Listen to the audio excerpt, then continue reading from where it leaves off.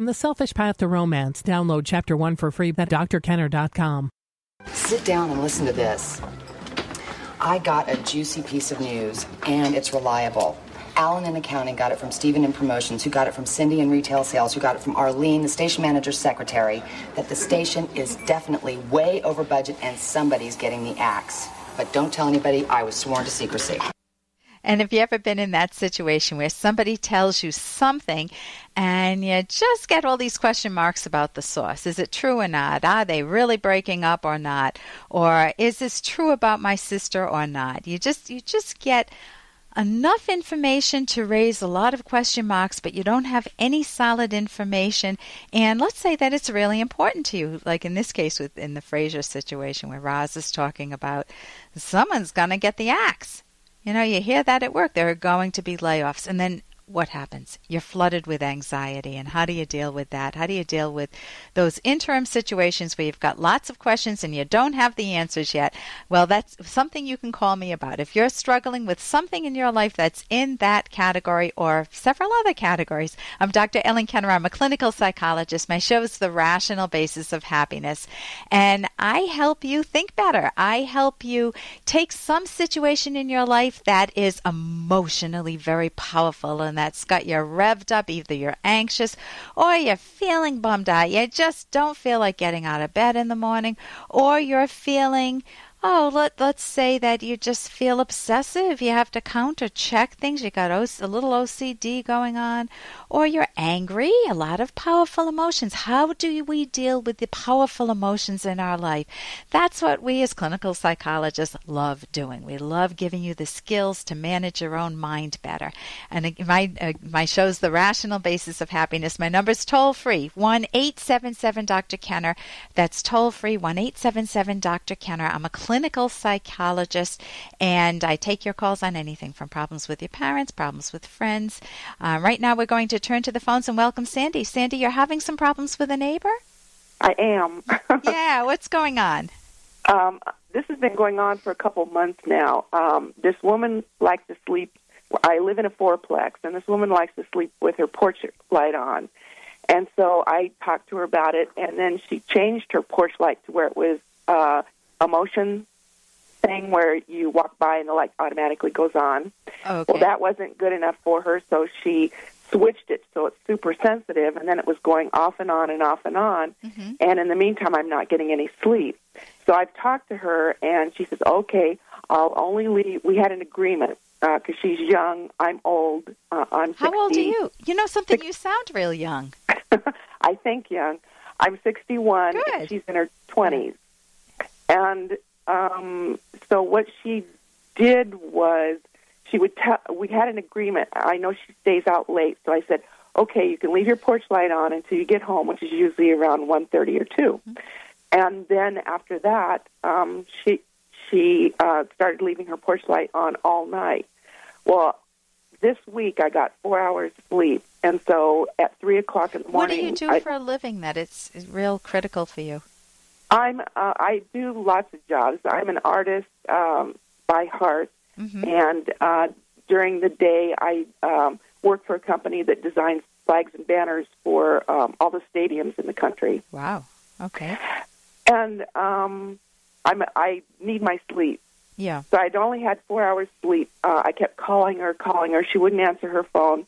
So I put my robe on, went next door, rang her doorbell about 3 times before she woke up and answered the door. Mm-hmm. And I said, please turn your light off. And she says, no, I can't. I'm in fear. In fear? And then, fear. F-E-A-R. She's afraid somebody's going to come and get her. So she looked at me and she says, go buy... She's 100% right. You're going to come and get her if she keeps leaving the light on. I know. So she says, go buy draperies. And I'm on a limited, I'm living paycheck to paycheck. I don't have extra money to go buy draperies. And so I've told her that over and over that I don't have money to do that. What would it mean to you to have this solved? Well, my landlord ended up buying the draperies. So you now have draperies. I now have draperies. So what's the problem now that you're facing? The problem now is she's turning up her stereo. And we so lived this together. has become what you've got going on are neighbor wars going on. Yeah, and I've lived here a year. She's lived here a year. We're original tenants, and now she's taking it to a noise level. And, I'm already on edge, and I don't know how to handle it anymore. And you've let her know that the noise bothers you? Yes. So this is like living with a sibling. Yes. Yeah. Did you live with siblings, or were you a lucky only child?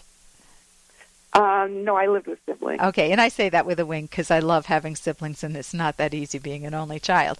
Right. So I've also been a property manager. I've been a leasing agent, so I know about noise complaints and stuff like that. So how would you manage it? If you could see this totally resolved within, let's say, 1 week, what would have had to have happened within this upcoming week? Well, if I were the person in charge of the complex, I would give them a 3-day notice to cease. Okay, to keep the noise level down. And do you think it's an anxiety disorder that she has, or do you think that it's a power struggle, like a passive-aggressive type thing? Okay, you got your drapes now, but now I'm going to put up my music. Right. I think it's passive-aggressive. You think it's a passive. So if you got the music down, then what would happen? Her garbage would end up. She would find something else. She would find something else. So basically, is there anything likable about this woman? My original response to her, she's probably doesn't weigh over 100 pounds. She's cute. But is there anything you like about this woman? In the beginning, when I would request something like the music being turned down, she would do it, and there was no problem at all. Okay, and you're right next door, or she's right above you? I didn't. Right next door. Right next living door. room where the stereo is next to my bedroom. The things I was going to recommend, I use blinders. When my husband likes to keep on the light, and it's certainly not passive-aggressive, he's reading the paper or something, I get these little puffy blinders, and they work unbelievably well. You know what I'm talking about? Just the iPads that you can get. Right. And I got them at TJ Maxx. They were very inexpensive. But it sounds like you've solved that with the drapes.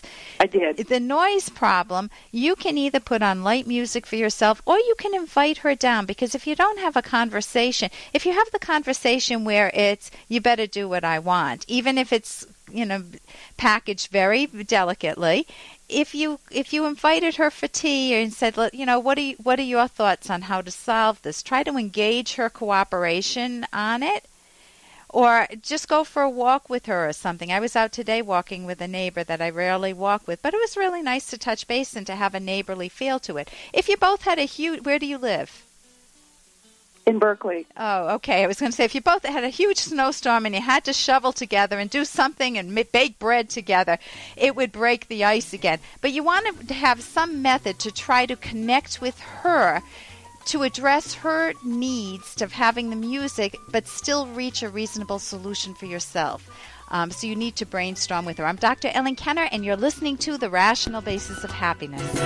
Here's an excerpt from The Selfish Path to Romance, the Serious Romance Guidebook by clinical psychologist Dr. Ellen Kenner and co-author Dr. Edwin Locke. Sex, in the most cherished sense, is your physical expression of deep attraction to what you admire and love in the character of your soulmate. Unfortunately for most couples, this vibrant sensual attraction fades with time. How can you avoid this fate and instead nurture your sensual attraction to your partner? One requirement is that you must grasp the deepest meaning of romantic intimacy and never lose your own desire for it. Romantic sex is a profound union of your body and your mind. You are a whole person, mind and body. Ideal romantic love is not separated from the physical or the mental. You can download Chapter 1 for free by going to drkenner.com and buy it at amazon.com.